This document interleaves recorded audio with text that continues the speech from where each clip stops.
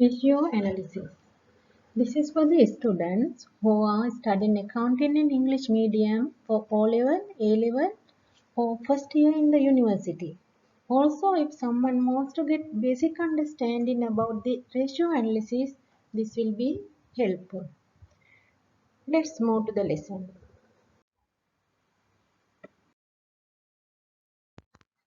Accounting ratios are calculated in order to analyze the business results. These analyses are performed to assess the performance of the business. For this purpose, we compare the results of the business with similar businesses and also within the business. Ratios can be in the form of ratios, periods, or the percentages. Mainly, we divide these ratios under two groups. One is the profitability, the second one is the liquidity. Profitability ratios are relating to the income statement and the liquidity ratios are relating to the statement of financial position.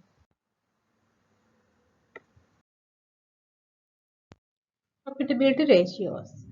Number 1, gross profit margin. Number 2, return on capital employed. Number 3, profit margin. First ratio is the gross profit margin ratio under profitability ratios. This is the gross profit as a percentage of turnover. Under this, we will take the net sales. If there is a sales return, that need to be deducted from the gross sales and reach net sales. We will take gross profit divided by sales multiplied by 100. Then we will get the gross profit margin.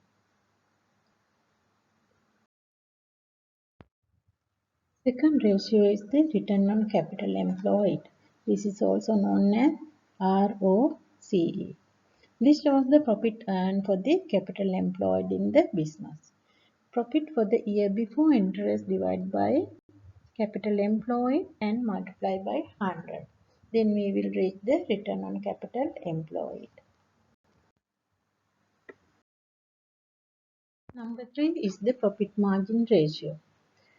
This is the profit as a percentage of the turnover. Profit margin is equal to profit for the year divided by sales into 100.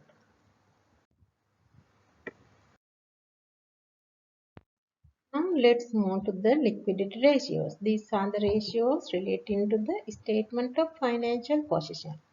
Number 1, current asset ratio, liquidity ratio. Number 3, inventory turnover. Number 4, receivable turnover. And number 5, payable turnover. These are the commonly used ratios.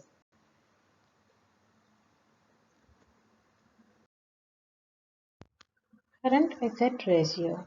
The firm's total current assets are divided by its total current liabilities. It shows the ability of the firm to meet its current liabilities within current assets. Current asset ratio also referred to as working capital ratio. Normally, ratios between 1.5 to 1 and 2 to 1 are regarded as satisfactory, but it is important to consider size of the business and the type of the business.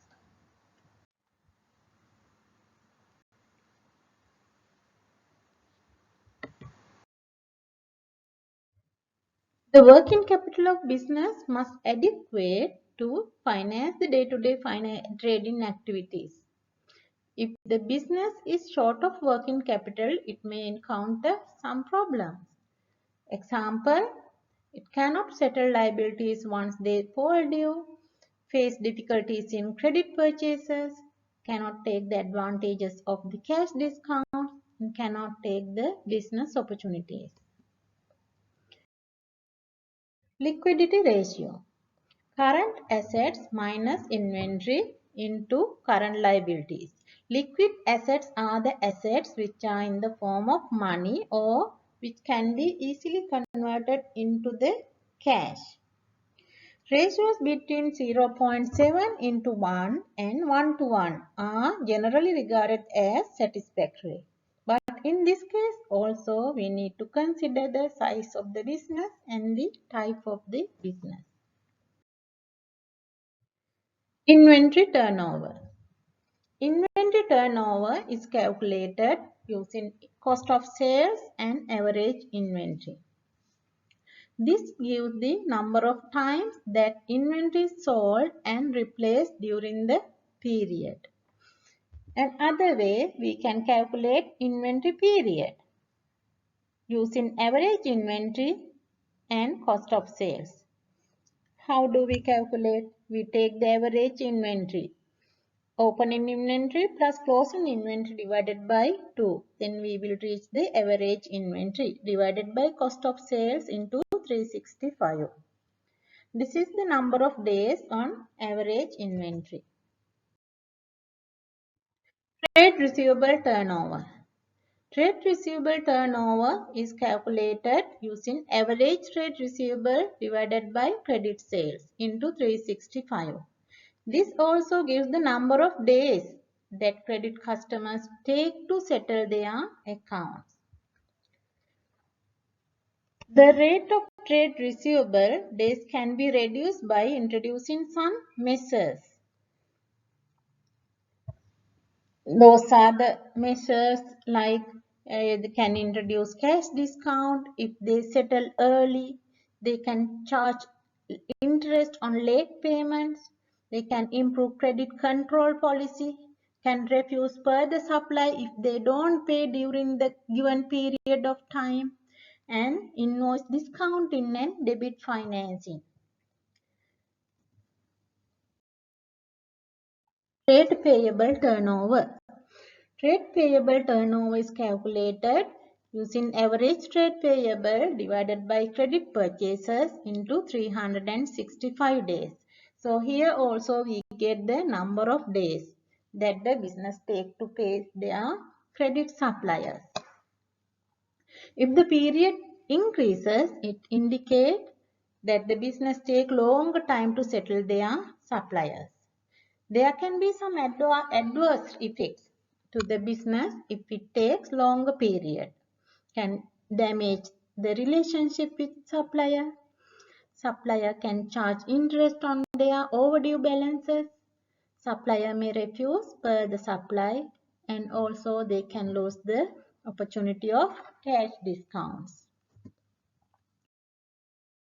Uses of the financial ratios. These are the uses of the financial ratios. Carry out competitor analysis, perform market analysis, understand how profitability the company is, determine sources of finance, calculate the market share of the company, and calculate return on shareholder equity.